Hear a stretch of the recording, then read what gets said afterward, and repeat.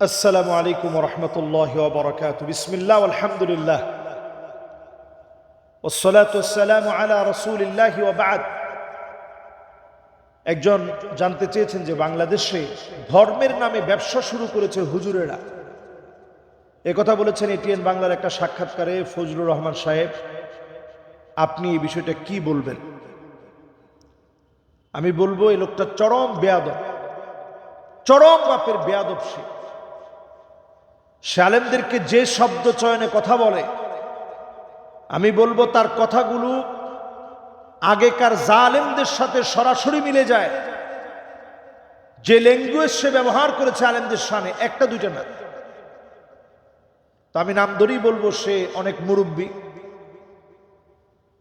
বয়সে প্রবীণ হওয়া সত্ত্বেও তার বুদ্ধি পরিপক্কতায় সে পরিপক্ক মানুষ হতে পারে নাই। বয়সের সাথে সাথে তার মেধাটা আসলে পরিপক্ক হয়নি। অনেকেই দেখবেন ওয়ামান ইআতামাদা আলা আকলিহি দাল্লা, ইসলামকে নিয়ে বুদ্ধিভিত্তিক মার পেছে, ইসলামকে মার দেওয়ার চেষ্টা করে, আলেমদেরকে মার দেওয়ার চেষ্টা করে। যতবার এই চেষ্টা যারা করছে আপনি রেজাল্ট দেখে রাখবেন। ওয়ামান ইআতামাদা আলা আকলিহি দাল্লা, আকল দিয়ে যদি আপনি ইসলামের বিরুদ্ধে কথা বলেন, পাগল বানায় আল্লাহ ডাস্টবিনে আপনাকে নিক্ষেপ করবে। বিগত দিনে তাই হয়েছে। শামসুর রহমান সারা জীবন ইসলামের বিরোধিতা করছে, আল্লাহ তাআলা তাকে কিভাবে দুনিয়া থেকে নিয়েছেন একটু হিসাব মিলা। হুমায়ুন আজাদ, এই বদমাইশ ব্যক্তিটি সারা জীবন আলেমদেরকে নিয়ে মৌলবাদ জঙ্গিবাদের জন্মদাতা হচ্ছে সে। এই শব্দগুলো মিডিয়াতে হাইলাইটস করছে এই হুমায়ুন আজাদ। এখন নতুন করে ফজলুর রহমান সাহেব তাদের জায়গায় নতুন করে সে রিপ্লেস হচ্ছে। তিনি নতুন করে এখন এই শব্দগুলাই বলছে। আলেমদেরকে তো এখন মানুষ মিডিয়ার মাধ্যমে চিনে, মিডিয়া এখন আলেমদের কথাগুলো মানুষ অকপটে মেনে নেওয়ার চেষ্টা করে দালিলিক কথা হলে। উনি চিন্তা করতেছেন মিডিয়ায় এসে আলেমদেরকে কিভাবে একটু কালার করা যায়। উনি বলতেছে 96% মাদ্রাসার ছাত্র এরা সব দরিদ্র ঘরে। আপনি একটু এসে দেখেন বাংলাদেশের হায়ার ব্যক্তিবর্গ এবং যারা এডুকেটেড শিক্ষিত জনগোষ্ঠী, এখন তারা নিজেরা স্বপ্ন দেখে যে আমার সন্তানটাকে আমি আলেম বানাবো। কেন?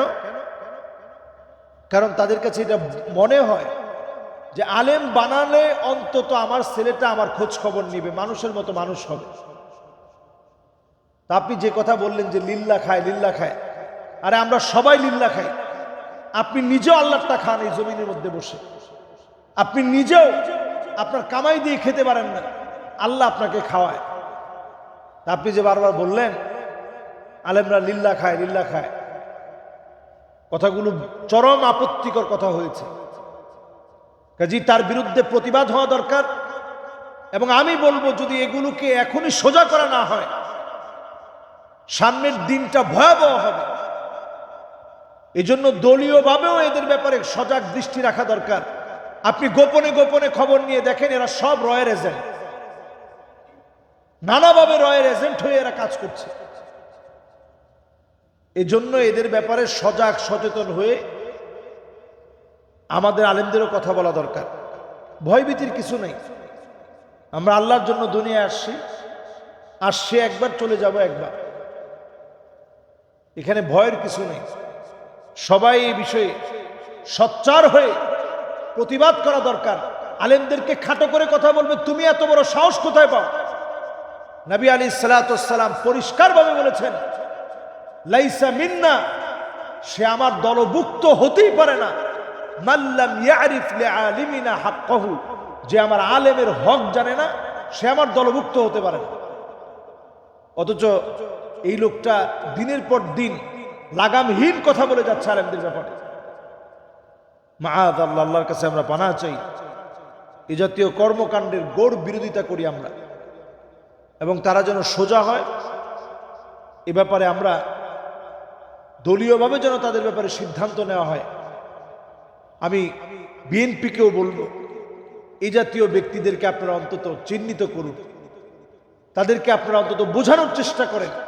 তাদের কারণে আপনাদের জনমত নষ্ট হচ্ছে। সুতরাং জালেমদের সুরে তাল মিলিয়ে একই সুরে কথা বললে তাদের ব্যাপারে আপনারা সজাগ দৃষ্টি রাখেন। আল্লাহ আমাদেরকে বোঝার তৌফিক দান করুক।